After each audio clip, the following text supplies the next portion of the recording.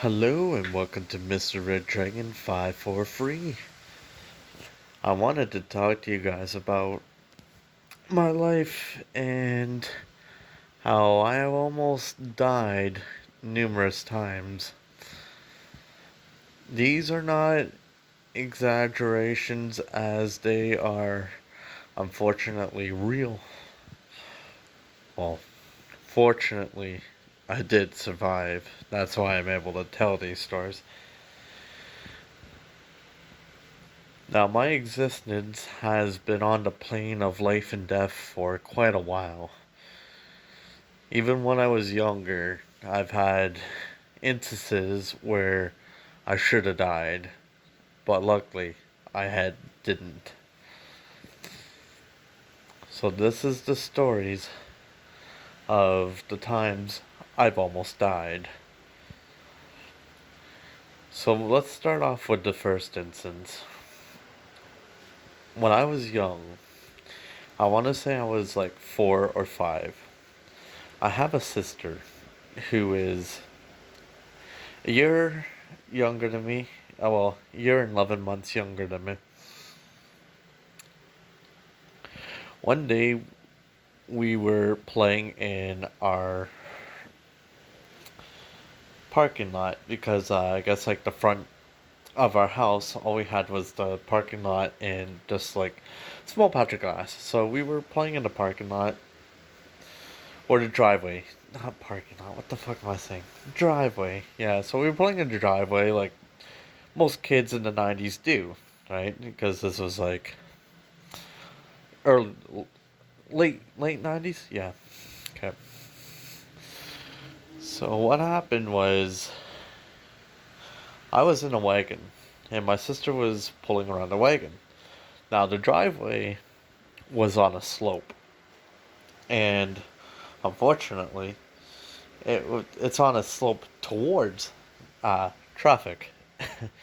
So you're gonna obviously know how this is gonna end, but it gets a lot more interesting as my sister decided to let go of the wagon. The wagon went towards traffic, and the thing about the street that I lived on at the time was not known for being a busy street. However, there was a black Toyota that was speeding down the street as this was happening. And so, as the wagon went down, my mom saw it and quickly grabbed the wagon as she kind of panicked. Luckily, no harm was done, but my sister's wagon license got revoked. So, there's that. Uh, so that was instance number one on how I would have died, but luckily my mom was able to kind of stop that. I was very close, like I got onto the road, but my mom was able to get in time to pull me away before getting hit, so it was good. Um, so the second instance of death I nearly faced was when I was at my grandma's. So I was still young as well. I think this was the same year, maybe. I can't remember exactly, but my mom told me this story because, like, obviously, as parents, you remember this shit a lot. So what happened was, I guess my grandma had a solid glass coffee cup, coffee table, not cup. God damn it. I'm still sleeping, tired, but remembering shit. It's interesting, you know. But yeah. So she had a solid glass coffee table, and it's that kind of glass that is very fucking sturdy, and like you can take hammers to that shit, and it will probably not even chip it. That's how strong the glass is. However, I guess when I was young, I guess I don't know exactly what happened, but I guess I tripped and I cracked my skull on the glass. Like I cracked my head open like a fucking egg. So obviously, my stepdad decided to drive me to the closest hospital right away, as if we were to call an ambulance, it probably wouldn't have arrived as soon as it would. But luckily, we got there in time, got stitched up and all that stuff. But yeah, hitting your head off a corner of a sharp glass coffee table is not good. So that is probably like I could have definitely gotten like had it went any further, like the damage, I probably would have had severe brain damage. So yeah, there's something to think about. So that would have been the second instance of death had it gotten any worse. So yeah. The third instance is a very interesting story because I remember this when I was young.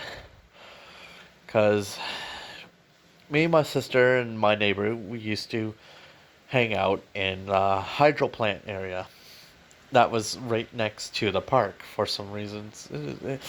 It was gated off by a fence, but the fence had a hole in it. And so there's the electro towers, and then there was like the water that would run through this like water system that had little tunnels and shit. So one day it was minus 35. It was very fucking freezing. But we wanted to go tobogganing, or like I wanted to go tobogganing or something. I guess my sister and a friend were like at the park, and I decided, you know what, fuck it, I'm gonna go tobogganing for a bit. Oh, whatever, you know. However, I slipped into the water section of the hydro field when I was tobogganing, and the thing is, like, if you look at like how some of the water systems are, like they're on slopes, and the whole slope was covered in ice, and so it took me like I want to say 20 minutes trying to get out of the water while drowning at the same time. Like it was, well, I was panicking, and because I was probably like 8 or 9 at the time, like that shit was really crazy, and so obviously that affects you, you know. I probably I got severely lucky. I didn't get hypothermia like I could have, but I got severely stupid lucky. But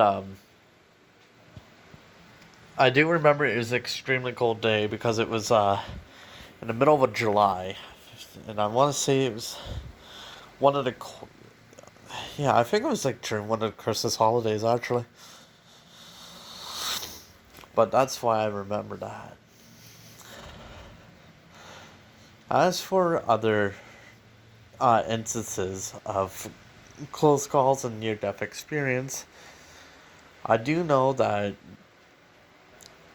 when I was in my high school, I do know I almost had an instance where I almost cut a main artery on my leg. So I guess what happened is I was in woodshop class, right? And I don't know why I did this, but I guess I jumped off the ladder and I had a chisel in my hand. And I guess like when I hit the ground, uh, I flung my hands backwards, but I guess like the chisel slipped right on my hand and went right into my leg.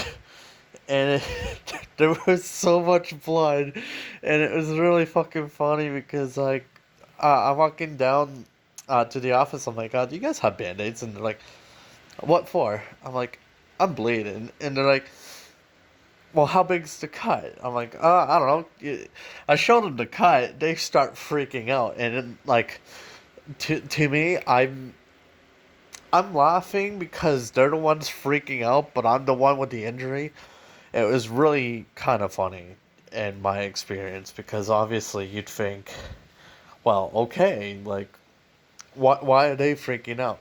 But I guess when everything got sorted out, I was about 2 millicentimeters away from the main artery with the chisel. And had I hit that and not report anything, I could have bled out. I was like, oh shit.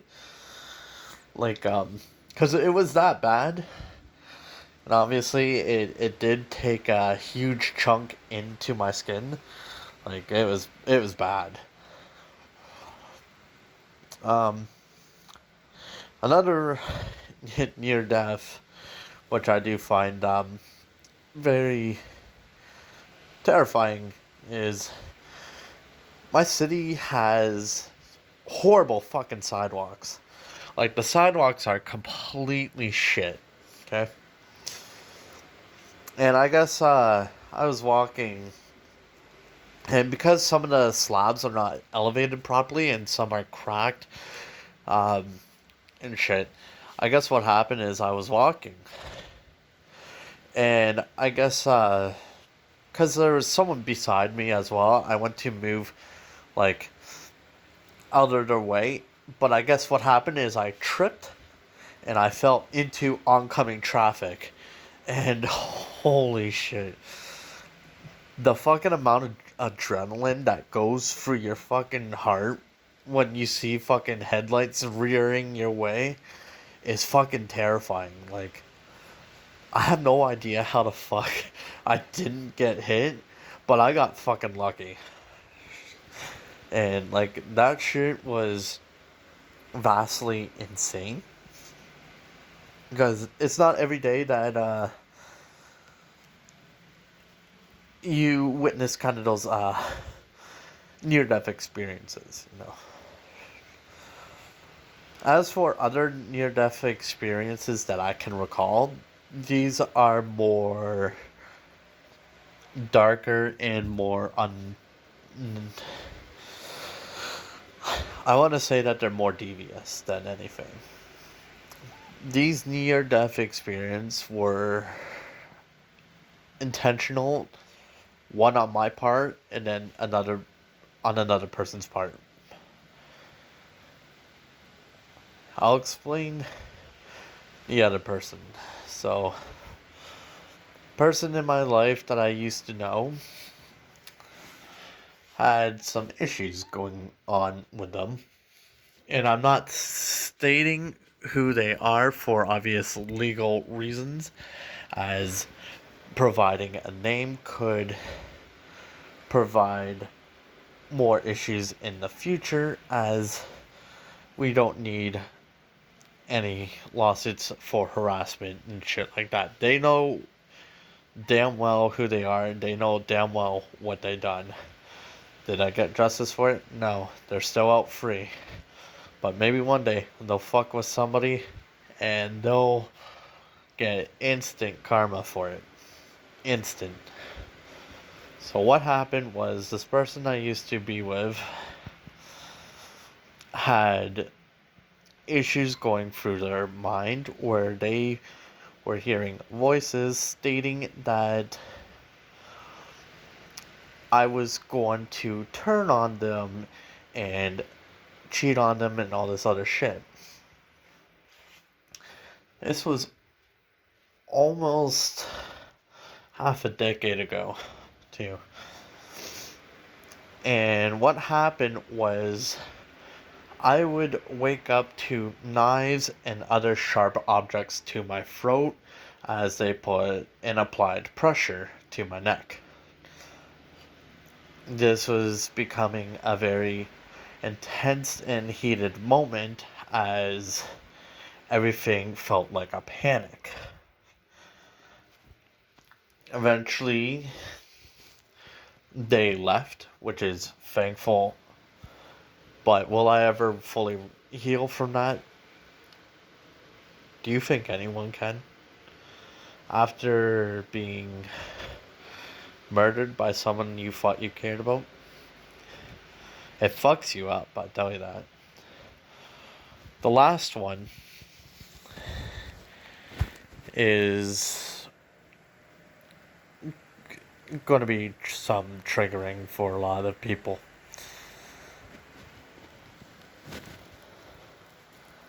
So during 2018, I've got diagnosed with severe depression, as I do have a lot of issues going on with my mental health and my physical health, as I've also been diagnosed with arthritis, uh, autism spectrum disorder for many different applications, as well as anxiety and other stuff. So having this all, it is pretty difficult to keep up with. I lose motivation. I lose the ability to eat and drink properly, and sometimes wind up accidentally dehydrating myself because I'm not properly thinking, oh, hey, I need to drink water. My state of mind becomes so blank and stuff that I forget the important things. And this is also applied to when my arthritis acts up because of the dehydration a lot of times, making it even harder to get up because it applies to my feet and my wrist, and sometimes things can be pretty difficult. So because I've been diagnosed with severe depression, there was this one moment in 2018 where I electrocuted myself.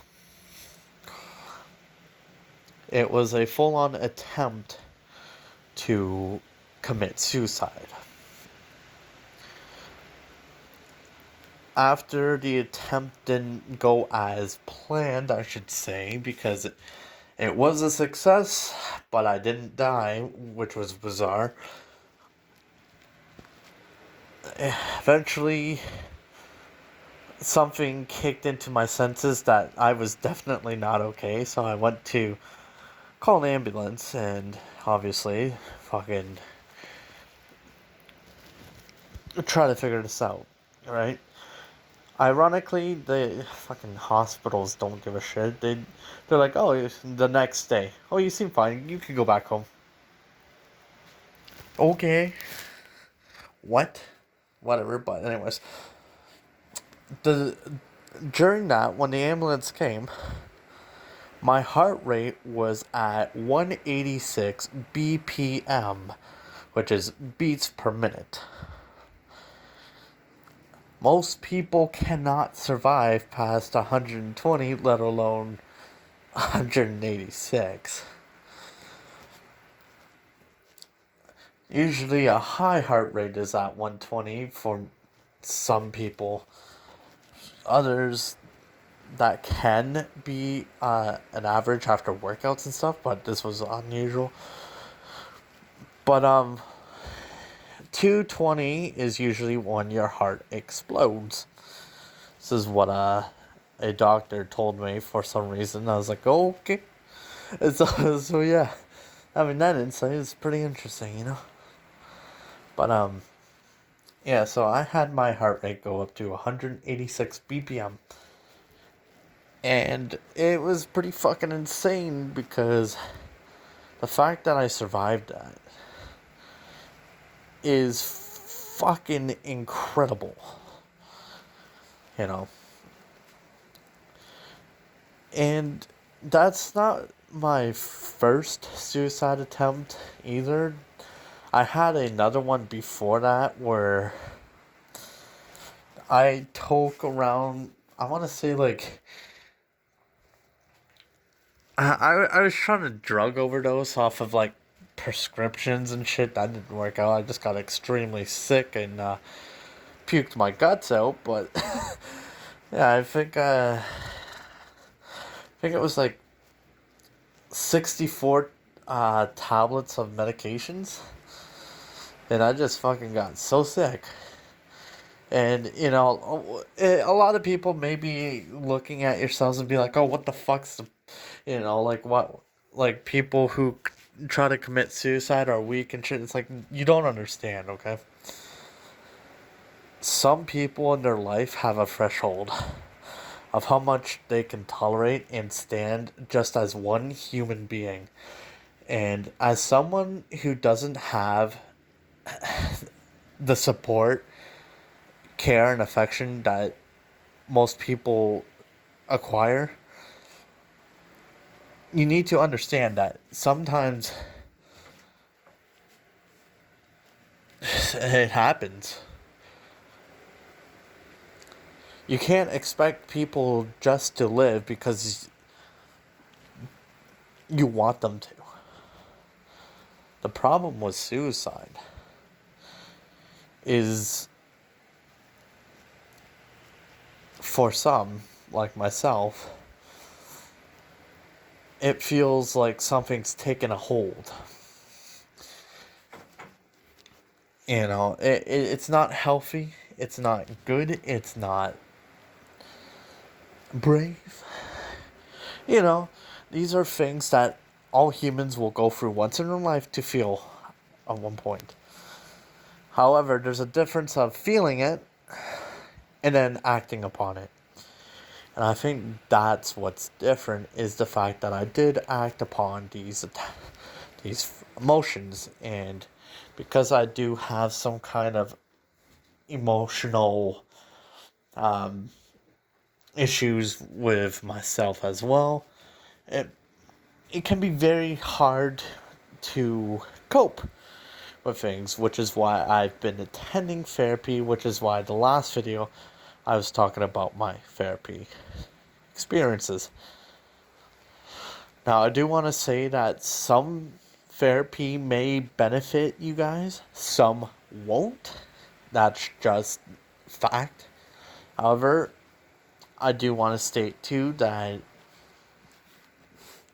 if you are feeling to the point that you want to commit suicide, you're not alone. Everyone around you will feel it at one point in their life, whether you like it or not. But the thing is, do not put down those who survived, and do not put down those who have legitimate reasonings either, Not everybody has support, and not everybody is, you know, is accepted. It's just one of those problems. But yeah.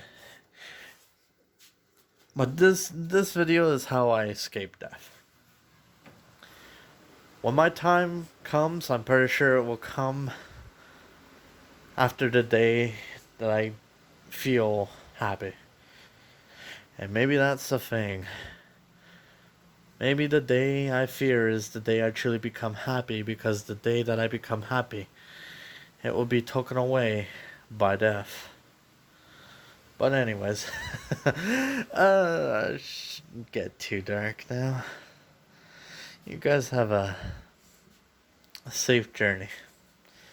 I'll make sure to try to upload more often. I know that my schedule for videos has been a lot over the place, but like I said, when you have severe depression, it is definitely difficult for motivation. But hey, if you'd like to support, hit like on the channel, subscribe, and tell me down below in the comments if you ever survived death or close death experience, It'd be interesting to hear from you. Till then, I'm Mr. Red Dragon 543, and you guys have a great day.